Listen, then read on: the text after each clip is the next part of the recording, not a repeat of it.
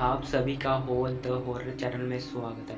मैं आप सभी के लिए एक न्यू हॉरर स्टोरी लेके आ चुका हूँ। चलो वीडियो स्टार्ट करते हैं। इस स्टोरी की शुरुआत होती है बेटे की चाह में पाला जिद का बच्चा। मेरी सिर्फ बेटियां ही बेटियां थी। बेटे की चाह आज भी मेरे दिल में बाकी थी। मेरी शादी को 12 साल गुजर चुके हैं। मेरी 4 बेटियां हैं। बेटा कोई भी नहीं है। मेरे पति मजदूर का काम करते हैं। घर का खर्चा भी बड़ी मुश्किल से चलता है। 3 महीने हो गए हैं। मकान मालिक हर तीसरे रोज घर आकर हमें उल्टी सीधी बातें सुनाता है, क्योंकि हमने पिछले 3 महीने से घर का किराया अदा नहीं किया है। एक दिन मैंने अपने पति से कहा, लगता है बेटे की ख्वाहिश हमारे दिल में रह जाएगी। शायद हम सिर्फ लड़कियां ही के माँ बाप बनकर रहेंगे। कोई लड़का हमारे नसीब में नहीं है। मेरे पति ने कहा, मायूस मत हो, ईश्वर के यहाँ देर है अंधेर नहीं। जिस दिन उसकी कृपा हुई हमें एक बेटा जरूर मिल जाएगा। मेरी सबसे बड़ी बेटी 12 साल की हो चुकी थी। एक दिन हम सभी लोग पास के एक पार्क में घूमने चले गए। मेरी चारों बेटियां एक स्लाइड वाली झूला झूलने लगी, जबकि मेरे और मेरे पति पास ही के एक बेंच पर बैठकर बातें करने लगे। तभी मेरी बड़ी बेटी दौड़ती हुई आई और कहने लगी कि मम्मा, वो झूले के पास कोई बच्चा रो रहा है। यह सुनकर मैं बहुत हैरान हुई कि यहाँ तो आसपास कोई नज़र नहीं आ रहा। फिर ये बच्चा किसका रो रहा है? मैं और मेरे पति जल्दी से जूते के पास पहुँचे। वहाँ एक बच्चे वाली बास्केट रखी हुई थी। उसके ऊपर का ढक्कन बंद था। मेरे पति ने ढक्कन हटाया तो अंदर एक बहुत ही खूबसूरत बच्चा लेटा रो रहा था। मेरे पति ने हैरानी से कहा, इतना खूबसूरत और प्यारा बच्चा कौन यहाँ छोड़ कर चला गया? वो भी लड़का है। लड़के का नाम सुनकर मैं तेजी से लपकी और उसे गोद में उठा लिया। मेरी गोद में आकर वो बिल्कुल चुप हो गया और मुझे मुस्कुराकर देखने लगा। मुझे उस बच्चे पर बहुत प्यार आया था। मेरे पति ने वहाँ के लोगों से मालूम भी किया, चौकीदार से पूछा, लेकिन सब इनकार कर दिए कि हमें नहीं पता कि ये किसका बच्चा है। चौकीदार ने पुलिस को फ़ोन कर दिया। कागजी कार्रवाई हुई और पुलिस ने कहा, अगर कोई इस बच्चे को लेना चाहता तो ठीक है, वरना इसे चाइल्ड होम में से दिया जाए। मुझे इस बच्चे पर बहुत प्यार आ रहा था। मैंने अपने पति से कहा, कुछ भी हो, हम इस बच्चे को अपनी बेटी की तरह पालेंगे। हम इस चाइल्ड होम में नहीं देंगे और शायद ही ईश्वर की तरफ से हमें बेटे की शक्ल में एक गिफ्ट मिला है। यह मेरी दुआएं और मंत्रों के बदले में नसीब आया है। यह मेरी जान में मेरा दुलारा, मेरा जिगर का टुकड़ा है और मेरा बच्चा है। मैं इसे बहुत प्यार करने लगी। वो मेरी गोद में ऐसे लिपट रहा था जैसे हकीकत में मेरा ही बच्चा हो। हम उस बच्चे को लेकर घर आ गए। मेरी बेटियां भी अपने नन्हे से भाई को देखकर बहुत खुश हुई। वो उसे बैठी खिला रही थी। मेरे शौहर भी बहुत खुश थे, लेकिन वो कुछ खामोश से थे। मैंने उनको देखते हुए पूछा, आप इतने खामोश क्यों हैं? उन्होंने जवाब दिया, मैं तुम्हारे इस बच्चे के साथ प्यार देखकर डर रहा हूँ कि ये किसी और का बच्चा हुआ और वो लेने आ गया तो फिर शायद तुम वो बर्दाश्त ना कर सकोगी। मैंने कहा, अरे छोड़ो ये बातें, ये मेरा बच्चा है, ऐसा कुछ नहीं होगा, आप परेशान ना हो, ईश्वर की कृपा से सब ठीक हो जाएगा। ईश्वर ने हमारे घर में अब तो खुशियाँ ही खुशियाँ दे दी है।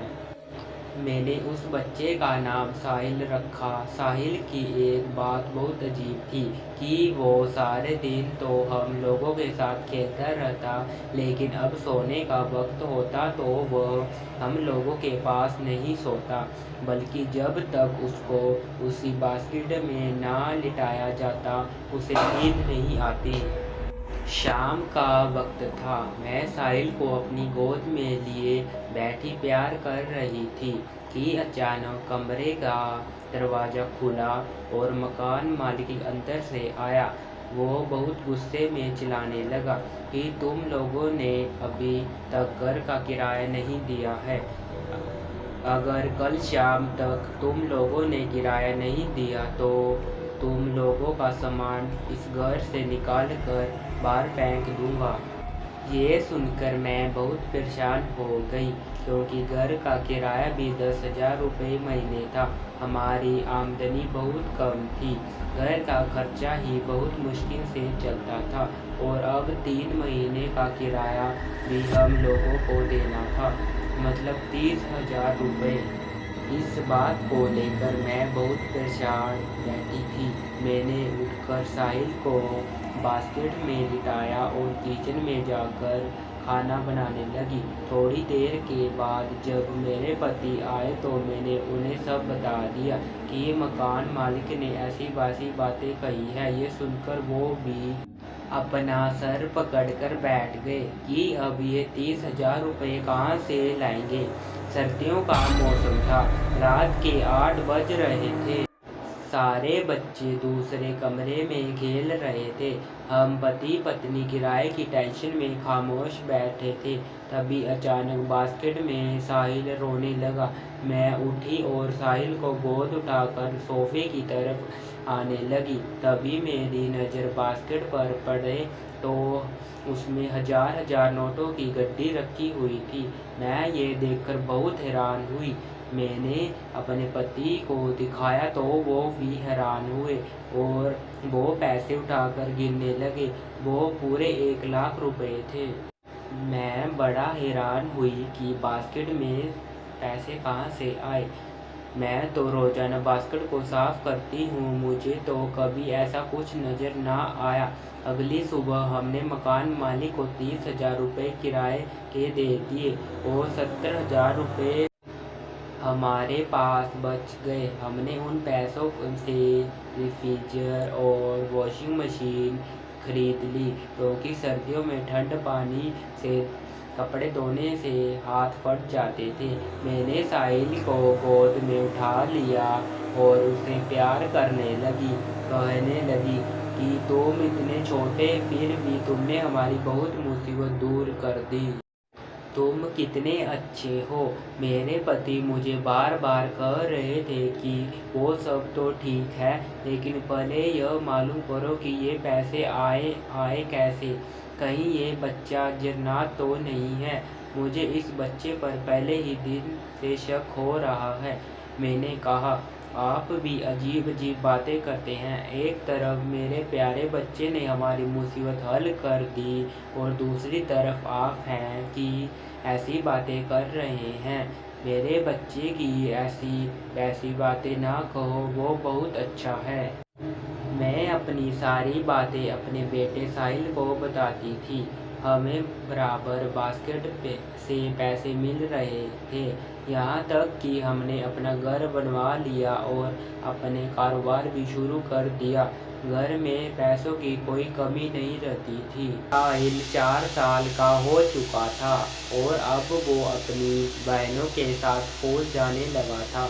हमारी ज़िंदगी बहुत खुशियों से गुजर रही थी, लेकिन अचानक एक दिन रास्ता चलते ट्रक से हमें पति पत्नी का एक्सीडेंट हो गया। मेरे पति की उसी वक्त मौत हो गई और मुझे भी बहुत चोट लगी, यहाँ तक कि मेरे जुबान तक कट गई। कई दिनों तक मेरे हॉस्पिटलों में भर्ती रही, फिर मुझे घर लाया गया। पति की मौत का सदमा मुझ पर बहुत ज़्यादा। मेरी माँ रोज़ाना मुझसे उसी बास्केट में मिलने आती है, इसलिए बचपन में मैं हमेशा उसी बास्केट में सोता था। आप लोगों को बास्केट से जो पैसे मिलते हैं वो मेरी माँ ही आप लोगों की मदद करती है। साहिल की ये बातें सुनकर मेरे अंदर एक सुकून सा दौड़ गया। उसके जिन्नात होने से मुझे कोई डर नहीं लग रहा था। मुझे ऐसा लग रहा था जैसे मुझे जिन का एक सहारा मिल गया हो। मुझे यकीन हो गया था कि मेरा साहिल ज़रूर मेरी बच्चियों का ख्याल रखेगा। साहिल ने मेरे सामने ही अपना रूप बदला और एक 20 साल का लड़का बनकर खड़ा हो गया और कहने लगा, मम्मा अब मैं इस शक्ल में आऊँगा और आप लोगों की मदद करूँगा। आप परेशान ना हो, मैं ये संभाल लूँगा। फिर साहिल ने हकीकत में बेटे होने का हक अदा कर दिया। उसने सारे रिश्तेदारों से हमारी जान छुटा दी और अपनी बहनों को ऐसे ख्याल रखने लगा जैसे उनका बड़ा भाई हो। एक दिन मेरी बड़ी बेटी ने मुझसे आकर कहा, मम्मा ये हमारे घर में 20 साल का लड़का कौन रहता है, लेकिन ये जो भी है हम लोगों का ख्याल बहुत रखता है। इसने हमारी सारी मुसीबत ख़त्म कर दी है। कई साल गुज़र गए, मेरी तबीयत अब कुछ ठीक हो गई थी और मैं चलने-फिरने के काबिल हो चुकी थी। साहिल ने मेरी चारों लड़कियों की शादी बहुत अच्छे घराने में धूमधाम से कराई। उनके दहेज में कोई कमी नहीं आने दी। एक दिन शाम को साहिल ने मुझसे आकर कहा, मम्मा अब मैं भी अपने घर जाना चाहता हूँ ताकि शादी करके अपना घर बसा सकूँ। लेकिन मम्मा आप परेशान ना होना, मैं हर रात आपसे ज़रूर मिलने आऊँगा। मैं आपको एक तोहफ़ा देकर जा रहा हूँ। इतना कहकर साहिल ने मेरे हाथों में एक अंगूठी पहना दी और कहा, मम्मा आपको जब भी मेरी याद आए इस अंगूठी को दबाकर अपनी जुबान पर लगा मैं हाजिर हो जाऊँगा। आपका प्यारा सा साहिल। इतना कहते हुए साहिल मेरे गले से लिपट गया और फिर ना जाने का धुआँ बनकर गायब हो गया। मेरा नन्हा साहिल। अगर आपको ये वीडियो अच्छी लगी है तो वीडियो को लाइक ज़रूर करें। तो मिलते हैं नेक्स्ट वीडियो में।